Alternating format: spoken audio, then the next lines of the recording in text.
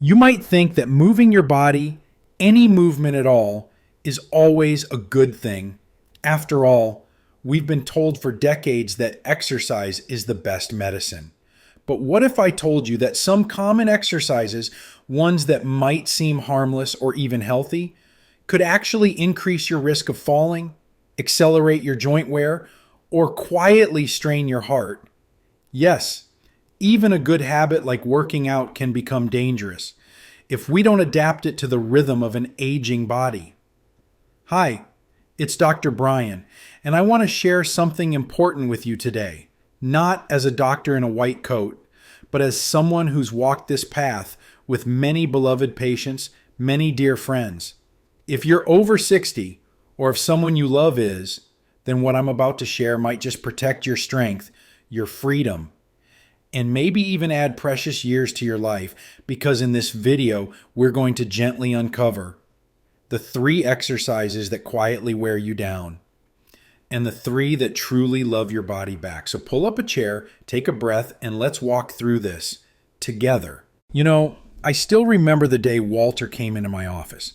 He was 76, tall, lean, proud, the kind of man who used to run marathons in his younger days and still laced up his shoes every morning like it was his personal ritual of defiance against aging. That day, though, he looked different. He was holding his right knee, wincing with every step, and his heart racing irregular like it had just finished a sprint of its own. "Doc," he said, "I thought I was doing everything right. I've been running every day. Isn't that supposed to keep me young?" Walter's story isn't rare. In fact, it's painfully common. For many older adults, running feels like the gold standard of fitness. It's what we've always been told keeps us strong, keeps us sharp, keeps us going. But after the age of 65, something changes. Our bodies shift, quietly, gradually, but significantly. Bones lose density. Cartilage that once cushioned our knees and hips begins to thin. The joints we once trusted to carry us through long jogs and quick sprints now carry a little more risk with every step. What most people don't realize is that high-impact running delivers more than just a workout. It delivers shock waves. With each stride on a hard surface, the body absorbs impact forces that can be up to 3 times your own body weight. That impact travels from your heels to your knees, hips, spine, and yes, even to your heart. Especially on pavement or concrete, those repetitive strikes aren't just hard on your joints, they silently strain your cardiovascular system too. The research is sobering. Studies from orthopedic journals reveal that seniors who continue high-impact running are at an elevated risk, up to 58% more likely, to experience knee and hip injuries. And according to the National Institute on Aging, intense exertion like this, particularly in those with stiffened arteries or undiagnosed heart conditions, can dramatically raise the chances of heart rhythm problems or even cardiac events. What's even more dangerous is that many of these conditions are asymptomatic until they're not. And let's not forget the role of proprioception, our body's natural sense of balance and positioning. It declines with age. That means the quick reflexes you used to count on to adjust your stride or catch yourself from a stumble, they're slower now. So a small misstep on uneven ground could turn into a dangerous fall, one that might land you in the hospital or take months, even years, to recover from. Now, I know what some of you might be thinking, but I've been running for decades and I feel fine. And yes, it's true. Some people defy the odds for a while, but there's a difference between what your body feels and what it can sustain. Pain doesn't always arrive early. Sometimes it creeps in quietly. A little stiffness in the morning, a nagging ache in the hips, a shorter stride, until one day, like Walter, you're in a clinic holding your knee and wondering what went wrong. The emotional toll is just as real. For many, realizing that a beloved activity is no longer safe feels like a loss, like saying goodbye to a part of who they were. And it can be tempting to push through the pain to prove we're still strong. But real strength, my friends, isn't about clinging to old routines. It's about adapting. It's about choosing movements that nourish the body you have now, not the one you used to have. That's exactly what Walter did. We swapped his runs for brisk walks on softer surfaces. We added gentle mobility work, a little balance training, and within a month, the knee pain began to ease. His heart rate stabilized, and most importantly, he felt confident moving again without fear. So if you're still pounding the pavement hoping to outrun time, maybe it's time to pause and ask, is this still serving me? Because movement should be medicine, not a silent source of harm. In just a moment, we'll take a closer look at another exercise that's often praised for building strength, but for many seniors, may be placing dangerous pressure on the very system that keeps them alive, the heart. Let's explore it together. I once met a woman named Carol, 72, full of life, always smiling. She had joined a group fitness class at her community center, one of those energetic programs with loud music and lots of jumping jacks, squat jumps, and burpees. "It makes me feel young again," she told me with a laugh. But just 2 weeks later, she returned, not with that same sparkle in her eyes, but with a walker and a hairline fracture in her hip. "It all happened so fast, Dr. Bryan," she whispered. "I thought I could handle one more jump, but I landed wrong. And now, everything's different." This, my dear friends, is the hidden danger of plyometric exercises. These explosive, high-impact movements were designed for athletes in their prime, people with lightning reflexes, strong bones, and highly elastic joints. For them, a box jump might mean more power. But for someone over 65, it could mean a hospital stay, or worse, a permanent loss of independence. Here's the truth. As we age, our muscles lose elasticity. Tendons become stiffer. Our balance system, what doctors call proprioception, slows down. That means the body reacts just a split second too late, or doesn't recover quite as smoothly from a landing. A jump that once felt exhilarating now carries a risk that our bones and joints may no longer be prepared to absorb. And the impact, is often underestimated. When you land from a jump, the force can be 3 to 4 times your body weight shooting up through your heels into your knees, hips, spine. That's a lot to ask of a body that spent 7 decades carrying you through life. And it's not just the bones. A misstep, a stumble during a jump can throw off your balance in a blink. One missed landing could result in a fall, a broken wrist, a fractured pelvis, or even head trauma. Recovery from those injuries at this age isn't measured in days. It's measured in months, sometimes, unfortunately, in never. So what can we learn from Carol and so many others who've shared her path? That exercise should energize, not endanger. That fitness isn't about chasing the motions of our younger selves. It's about honoring the strength and wisdom of the body we have now. And that safe movement done consistently is far more powerful than one risky leap. Now, if you're wondering what kind of movement is safe and supportive for building real balance and stability, you're in the right place. Because next, we'll explore one of the most powerful yet gentle practices every senior should embrace to prevent falls and walk with confidence.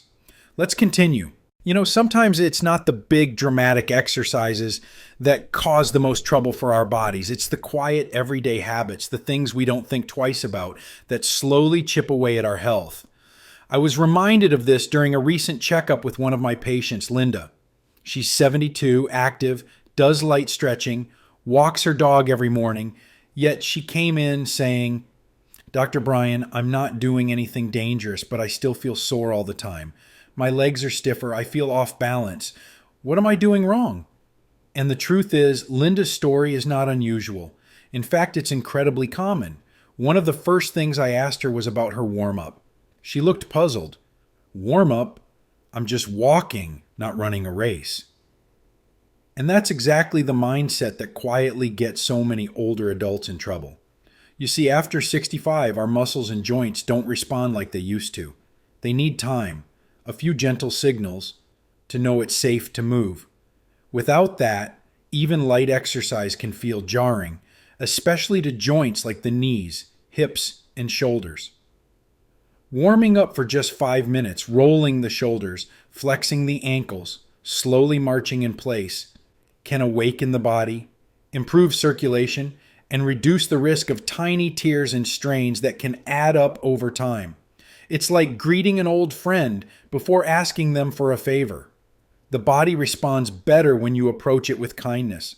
Another quiet but common mistake is exercising in environments that aren't senior friendly. Take George, another longtime patient. During the winter, he started working out in his garage. No insulation, space heater on, no open windows. After every session, he'd feel lightheaded and oddly exhausted. It wasn't the exercise, it was the air. A closed room, especially one that's dry or poorly ventilated, can lead to faster dehydration, reduced oxygen levels, and even a spike in heart rate. That's a lot of stress on a body that may already be managing blood pressure or circulation issues.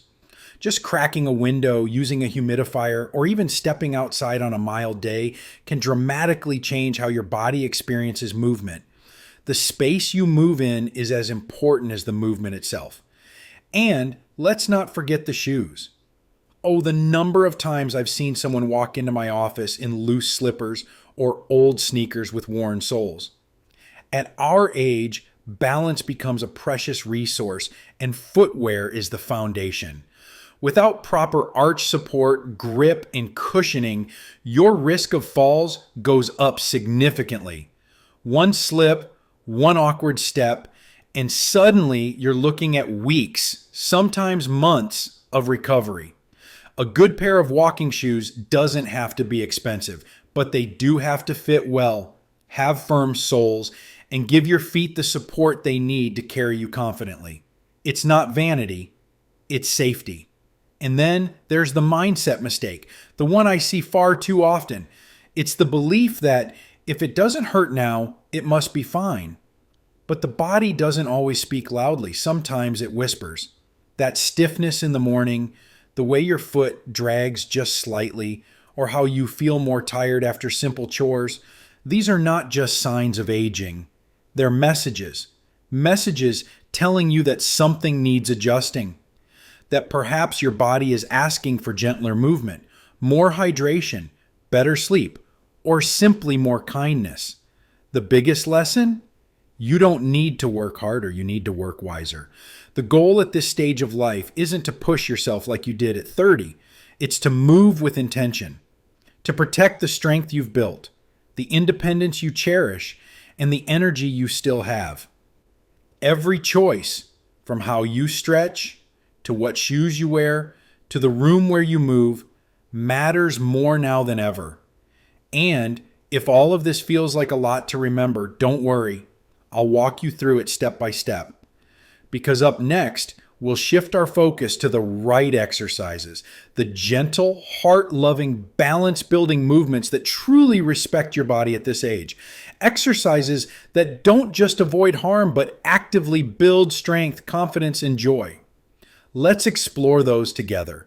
Your next steps toward a more vibrant, independent life. You know, after more than 40 years caring for older adults, the thing that saddens me most isn't the big illnesses. It's how many good people slowly give up on their strength, their confidence, their joy, all because they weren't shown a safer, smarter path.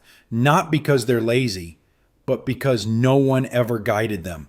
Worse, some tried once, got hurt or discouraged, and decided it wasn't worth it.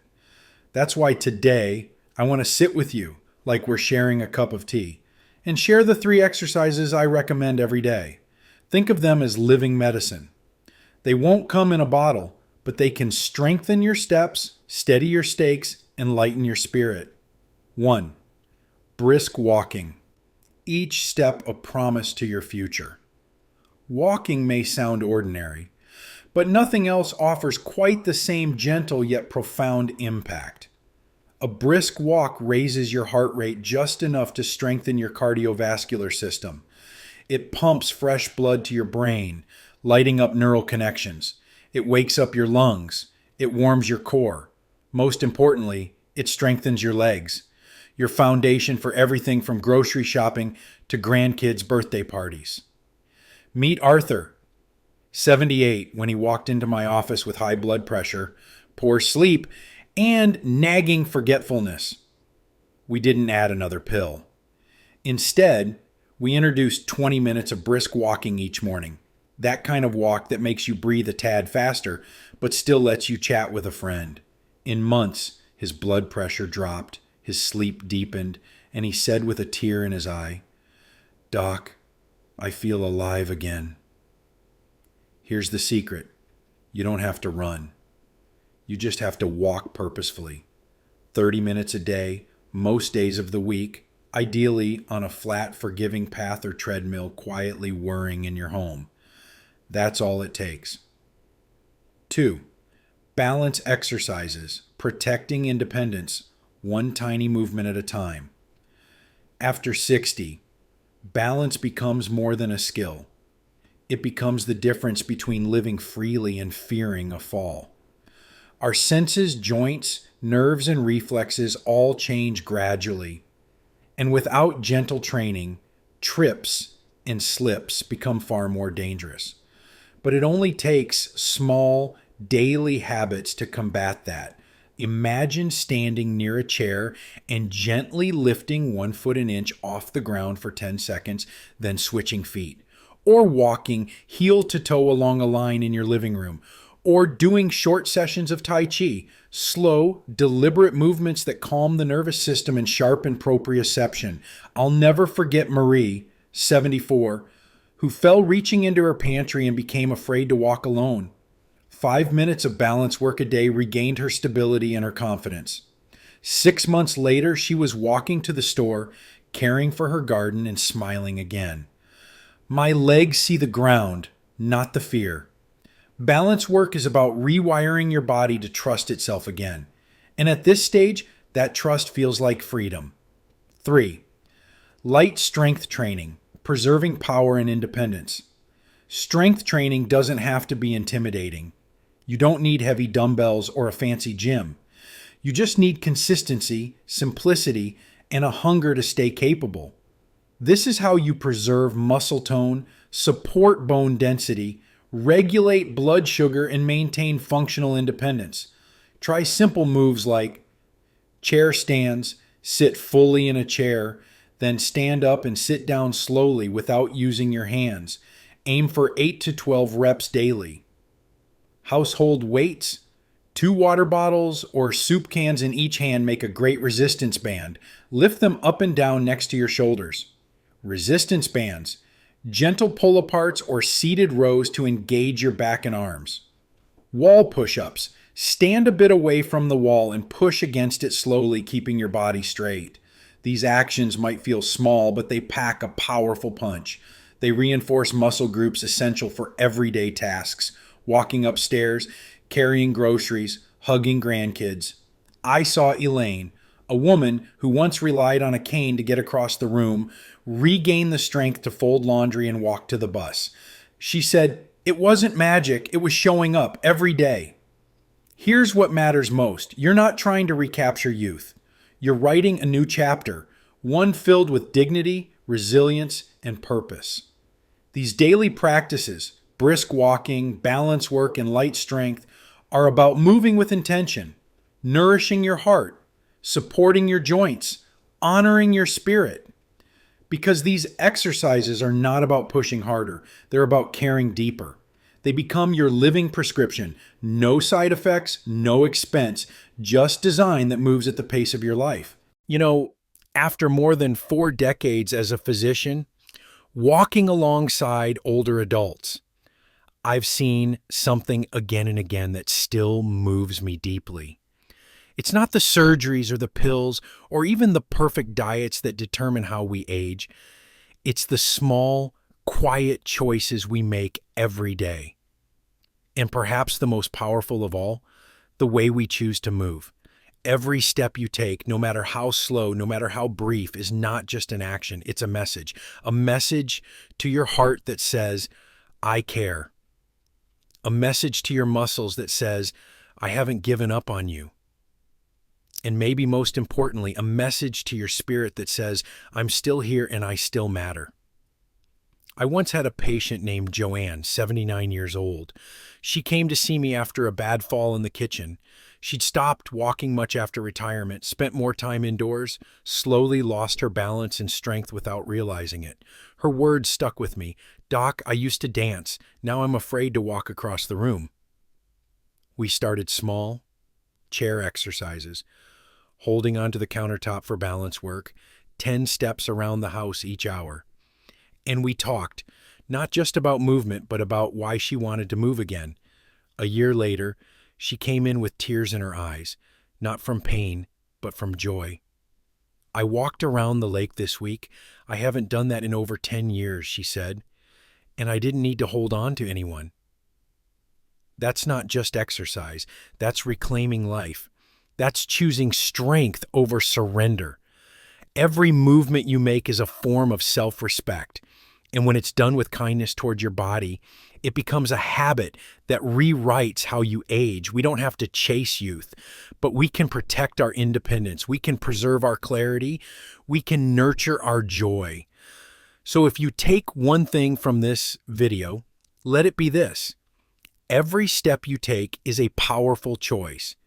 You don't need to be perfect. You just need to be present. 5 minutes of walking, 2 minutes of balance work, lifting a water bottle for your arms. These are not small things. They're investments. Investments in more birthdays, more hugs, more laughter. And as your doctor, and as someone who truly cares about your journey, I want you to know this. It's never too late. Never too late to take back control, to walk a little farther, to breathe a little deeper, to live a little longer, and a lot more fully. Now, I'd love to hear from you. What's one movement you're going to start with? Leave it in the comments. Let's build this beautiful, resilient life together, step by loving step.